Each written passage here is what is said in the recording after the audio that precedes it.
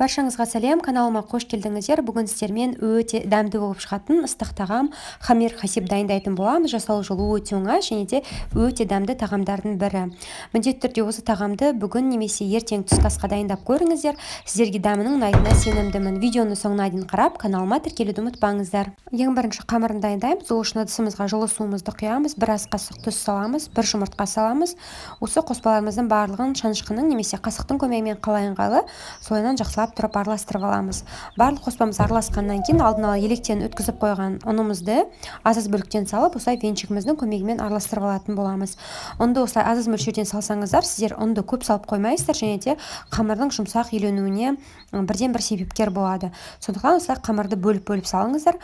Одан кейін қамыр венчикпен араластыруға келмеген кезде осылай қолымыздың көмегімен қамыр елеп алатын боламыз. Біздің қамырымыз өте жұмсақ және де қолға жабыспайтындай жақсы қамыр шығады.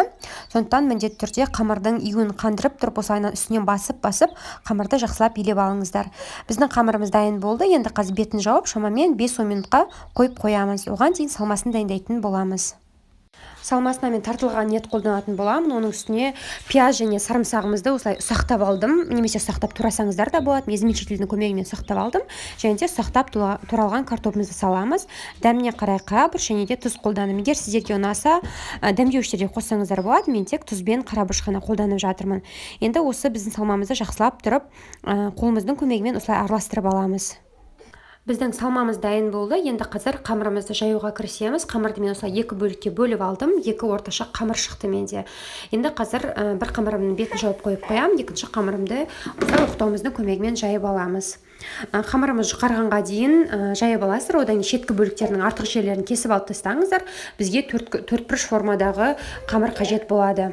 Енді қамырымызды біркелкі етіп, осылайынан төртбұрыш форма жасап кесіп шығамыз. Айтып өткенде шеткі жақ артық бөліктерін кесіп алып тастаңыздар. Егер сіздерге көп адамға дайындайтын болсаңыздар, осы қамырымыздың да салмасының да порциясын 2 есе қылып жасасаңыздар болады. Енді осылайынан салмамызды шеткі бөлігіне ғана саламыз. Өте қатты көп салмаймыз. Шанышқының ұшымен 1-2 рет қана салсаңыздар болады. Одан кейін міне осылайынан орап шығамыз. Бірінші орап алып, одан екі шеткі бөлігін осылайынан жабамыз. Одан кейін қайтадан қамырды осылайынан орап шығамыз. Тура осы әдіс бойынша барлық қамырды осылайынан орап шығатын боласыздар. Өте оңай оралу жолы. Міне осылай ұшын екі жақ шетін одан кейін осылай дөңгелетіп шығасыздар. Өте оңай жасалады деп ойлаймын. Енді мантаваркамыздың листына осылайынан жақсылап май жағып аламыз. Одан кейін хамир хасибтің барлығын араларын ашып бір-біріне жабысып қалмайтындай етіп, осылайынан орналастырып шығамыз. Енді біз осы тағамымызды 30 минут бойы пісіріп аламыз. 30 минут піскенге дейін біз қазір соусын дайындайтын боламыз. Қызып тұрған майға пиязды осылай жартылай сақиналап турап салдым. Одан кейін 2 ас қасық томат салдым. Енді дәміне қарай тұз салып, жақсылап тұрып қуырып алатын боламыз.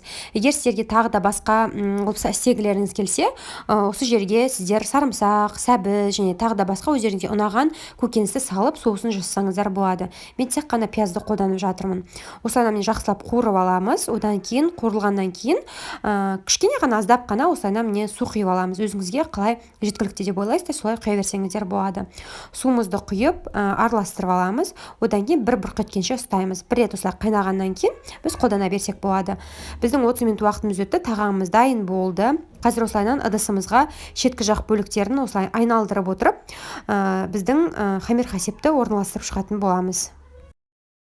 Осылайынан барлығын осылай қойып шықтым. Енді ортаңғы бөлігіне біз соусымызды құямыз. Соустың дәмі өте ерекше болып шықты, маған ұнады. Енді дастарханға ұсына берсек болады. Қалаларыңызда ас көк сепсеңіздер де болады. Біздің тағамымыз өте оңай жасалады. Көріп тұрғандарыңыздай 30 минутта ғана дайын болды. Дәмі ерекше, керемет тағам болып шығады. Міндетті түрде дайындап көріңіздер, үйдегілеріңізге ұнайтынына сенімдімін. Каналыма тіркелуді ұмытпаңыздар және де келесі видеоны өткізіп алмас үшін қоңырау белгісін басып қойыңыздар.